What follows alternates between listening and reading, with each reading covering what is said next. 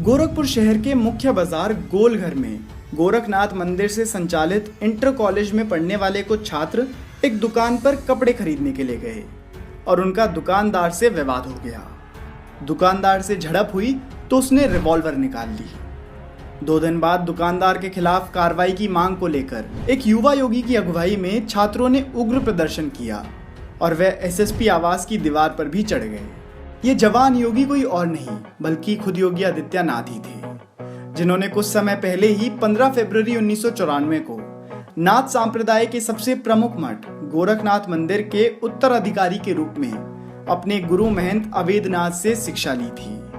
गोरखपुर की राजनीति में एक एंग्री यंग मैन की यह धमाकेदार एंट्री थी। ये वही दौर था जब गोरखपुर की राजनीति पर 2 बाहुबली नेता हरिशंकर तिवारी और वीरेंद्र प्रताप शाही की पकड़ कमजोर हो रही थी। युवाओं और खासकर गोरखपुर विश्वविद्यालय के सवर्ण छात्र नेताओं को इस एंग्री यंग मैन में हिंदू महासभा के अध्यक्ष रहे महंत दिग्विजयनाथ की छवि दिख रही थी और वे इसी उम्मीद को लेकर योगी आदित्यनाथ के साथ जुड़ते गए। अब ये योगी हिंदुत्व के सबसे बड़े ब्रांड नेता के रूप में स्थापित हो चुका है। दिल्ली के बाद बिहार में करारी हार से उत्तर प्रदेश में अपने प्रदर्शन को लेकर चिंतित भाजपा में कुछ साल पहले ही उन्हें मुख्यमंत्री पद के चेहरे के रूप में पेश करने की चर्चा हो रही थी। 2016 मार्च में गोरखनाथ मंदिर में हुई भारतीय संत सभा की चिंतन बैठक में आरएसएस के बड़े नेताओं की मौजूदगी में योगी आदित्यनाथ को मुख्यमंत्री बनाने का संकल्प लिया गया। तब संतों ने कहा, हम 1992 में एक हुए थे तो ढांचा तोड़ दिया, अब केंद्र में अपनी सरकार है, सुप्रीम कोर्ट का फैसला हमारे पक्ष में आ जाए तो भी प्रदेश में मुलायम या मायावती की सरकार रहते राम जन्मभूमि मंदिर नहीं बन पाएगा। इसके लिए हमें योगी आदित्यनाथ को मुख्यमंत्री बनाना होगा। उत्तराखंड के गढ़वाल के एक गांव से आए अजय सिंह बिष्ट के योगी आदित्यनाथ बनने के पहले के जीवन के बारे में लोगों को ज्यादा कुछ नहीं मालूम, सिवाय इसके कि वे हेमवती नंदन भगोना विश्वविद्यालय गढ़वाल से विज्ञान स्नातक हैं और उनके परिवार वाले ट्रांसपोर्ट बिजनेस में हैं। गोरखनाथ मंदिर में लोगों की बहुत आस्था है। मकर संक्रांति पर हर धर्म और वर्ग के लोग बाबा गोरखनाथ को खिचड़ी चढ़ाने आते हैं। महंत दिग्विजयनाथ ने इस मंदिर को 52 एकड़ में फैलाया था। उन्हीं के समय गोरखनाथ मंदिर हिंदू राजनीति के महत्वपूर्ण केंद्र में बदला, जिसे बाद में महंत अवेद्यनाथ ने और आगे बढ़ाया। गोरखनाथ मंदिर के महंत की गद्दी का उत्तराधिकारी बनने के 4 साल बाद ही महंत अवेद्यनाथ ने योगी आदित्यनाथ को अपना राजनीतिक उत्तराधिकारी बनाया। जिस गोरखपुर से महंत अवेद्यनाथ 4 बार सांसद रहे, उसी सीट से योगी आदित्यनाथ 1998 में 26 वर्ष की उम्र में लोकसभा पहुंचे। पहला चुनाव वे 26,000 के अंतर से जीते, पर 1999 के चुनाव में हार जीत का ये अंतर सिर्फ 7,322 वोट्स तक सीमित रहा। इसके बाद उन्होंने निजी सेना के रूप में हिंदू युवा वाहिनी का गठन किया, जिसे वे संस्कृति संगठन कहते हैं और जो ग्राम रक्षा दल के रूप में हिंदू विरोधी, राष्ट्र विरोधी और माओवादी विरोधी गतिविधियों को नियंत्रित करता है।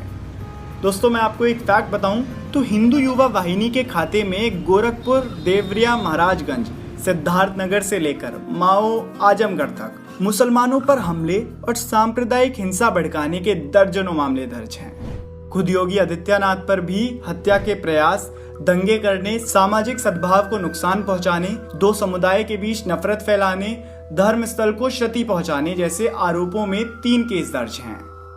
योगी आदित्यनाथ का नाम कुछ घटनाओं में भी शामिल है।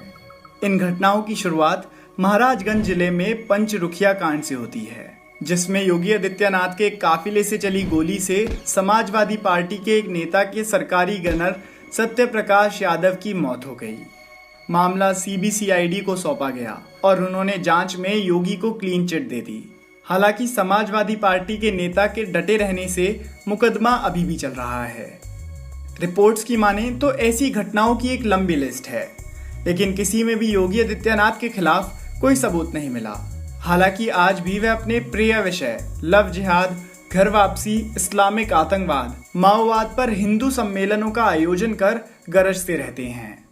और दोस्तों, दूसरा फैक्ट बताऊं कि कुछ ही सालों में हिंदू युवा वाहिनी के इन कामों से गोरखपुर में शांति बढ़ने लगी और दंगों की संख्या कम होने लगी। और इसी कारण वहां की ज्यादातर आबादी का योगी आदित्यनाथ के ऊपर विश्वास बढ़ने लगा और इसी का नतीजा ये हुआ कि वोट्स में उनकी जीत का अंतर बढ़ने लगा और साल 2014 का चुनाव वे 3 लाख से भी अधिक वोट से जीते।